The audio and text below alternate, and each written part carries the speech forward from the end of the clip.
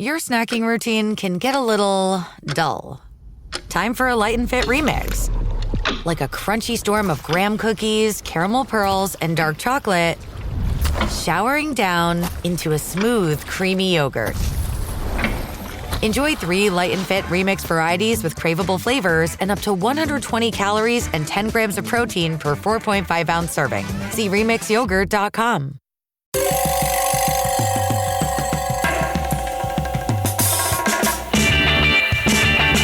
This is Cop Talk, talking crime, cases, and backing the blue. Now, here are your hosts, Captain Ed Merritt and Detective Kevin Schroeder. Welcome, everyone. Welcome to another session of Cop Talk.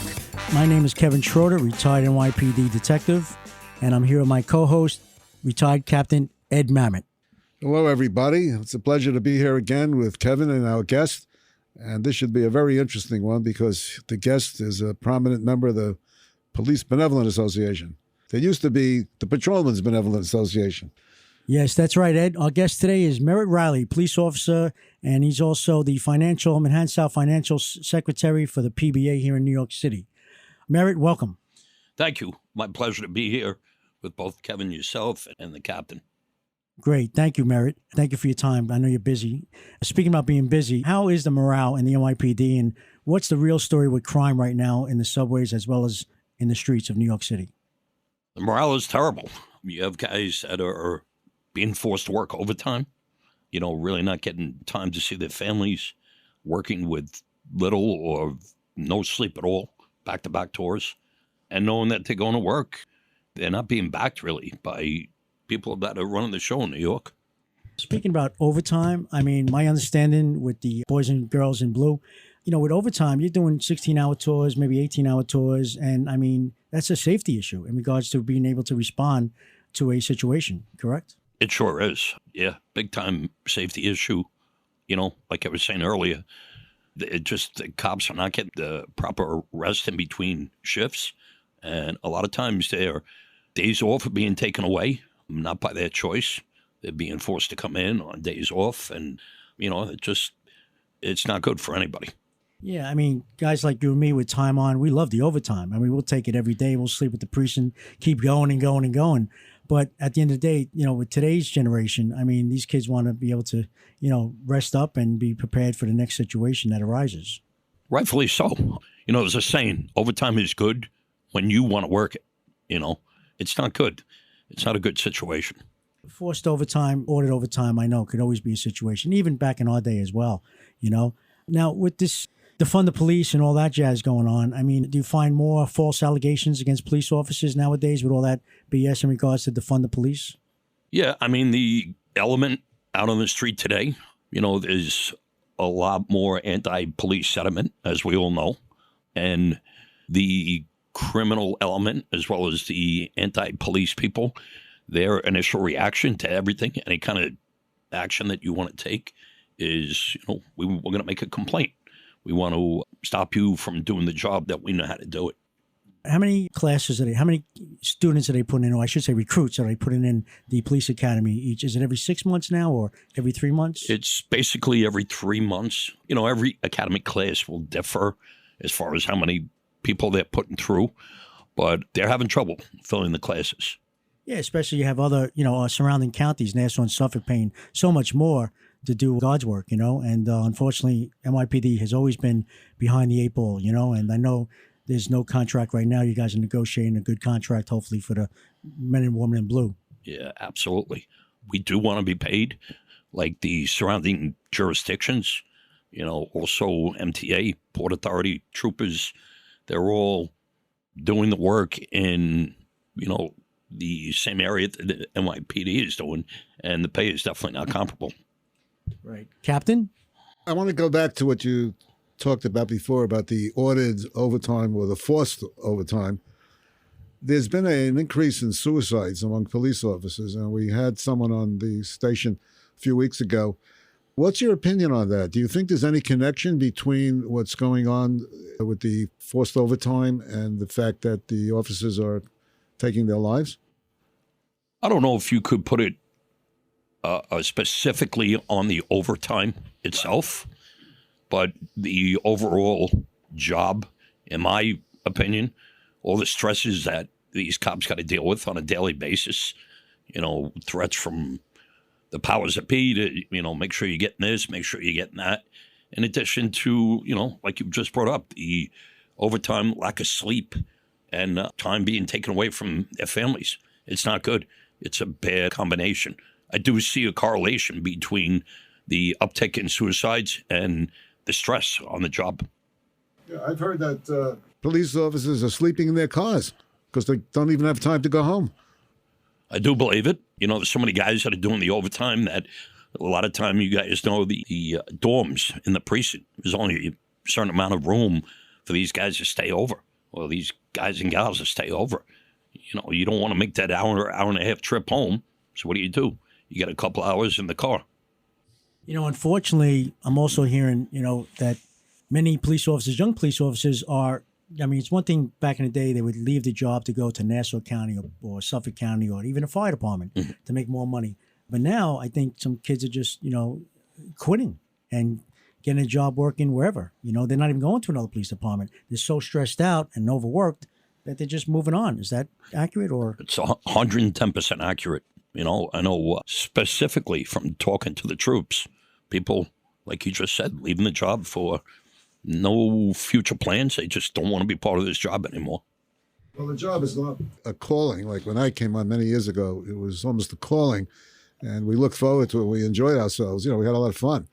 If I had to go back today, I think I'd be very unhappy.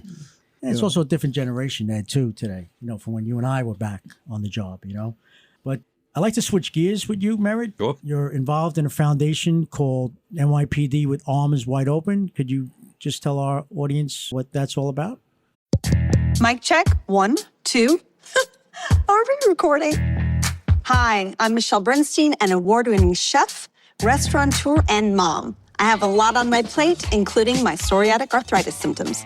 That's why I was prescribed Cosentyx. It helps me move better. Cosentyx secukinumab is prescribed for people 2 years of age and older with active psoriatic arthritis. Don't use if you're allergic to Cosentyx. Before starting, get checked for tuberculosis. An increased risk of infections and lowered ability to fight them may occur, like tuberculosis or other serious bacterial, fungal, or viral infections. Some were fatal. Tell your doctor if you have an infection or symptoms like fevers, sweats, chills, muscle aches, or cough, had a vaccine or plan to, or if inflammatory bowel disease symptoms develop or worsen. Serious allergic reactions and severe eczema-like skin reactions may occur. Learn more at 1-844-COSENTYX or Cosentyx.com. Ask your rheumatologist about Cosentyx. Sure. Approximately 8-9 years ago, myself and my good buddy, coworker, went through the academy together, Danny Sprague.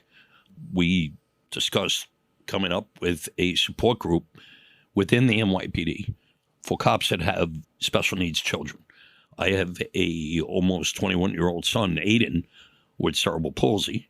Danny, not at the time, but he now has a son, Owen, with Down syndrome. Me and Danny were real good friends coming up through the job. And when I came up with the idea, I recruited Danny.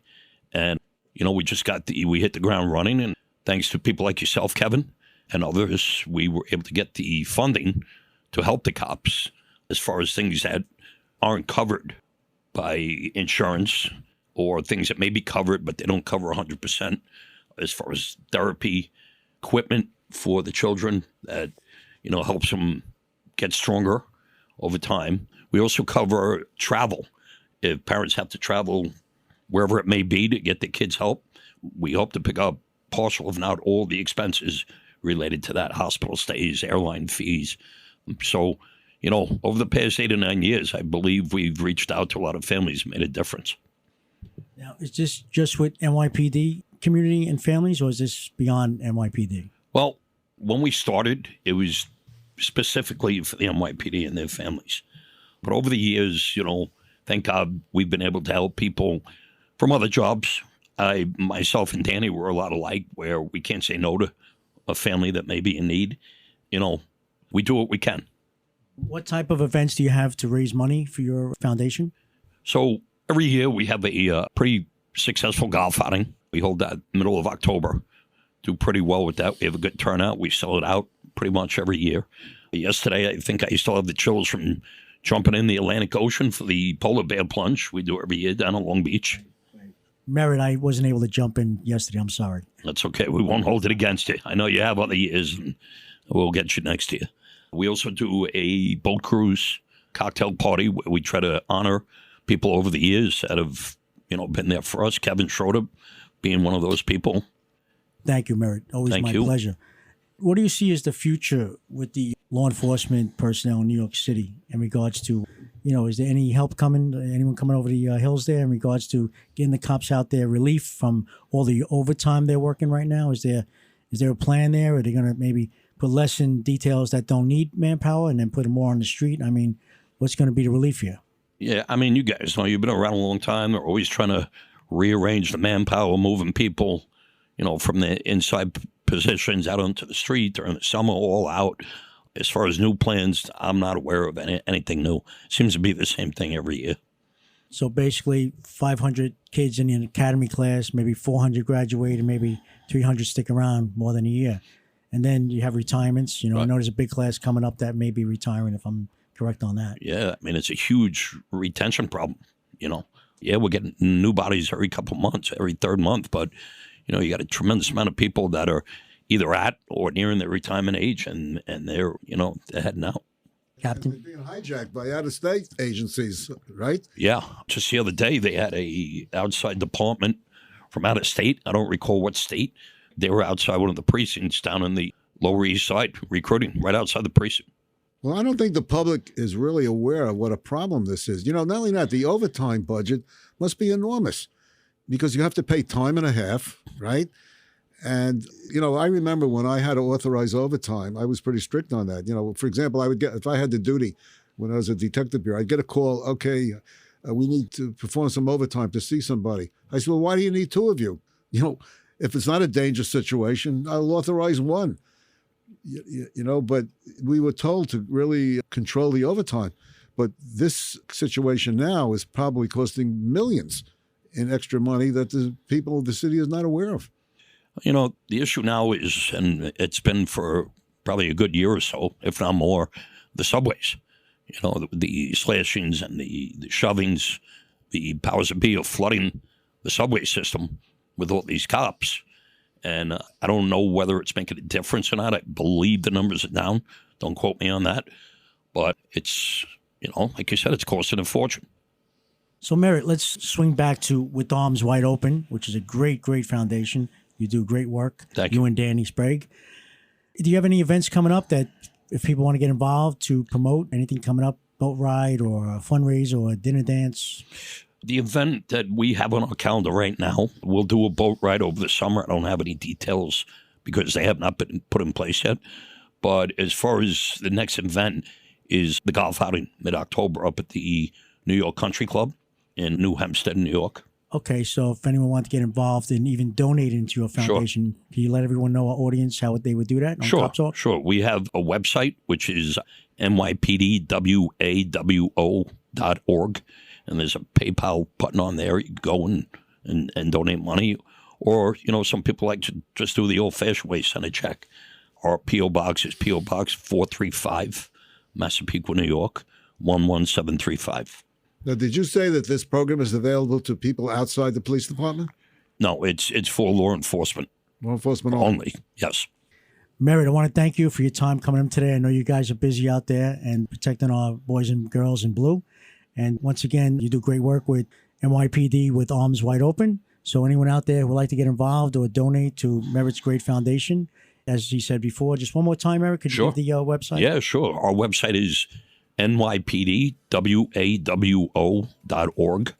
And our mailing address is With Arms Wide Open, P.O. Box 435, Massapequa, New York, 11735. Merritt, thank you so much for being our guest today on Cop Talk, and we'll see you soon. Captain? Thank you, Merritt. Hope to see you again. Thank you. My pleasure being here, and I'm honored to sit with the two of you. Thank you, everyone. Bye-bye. Thank you.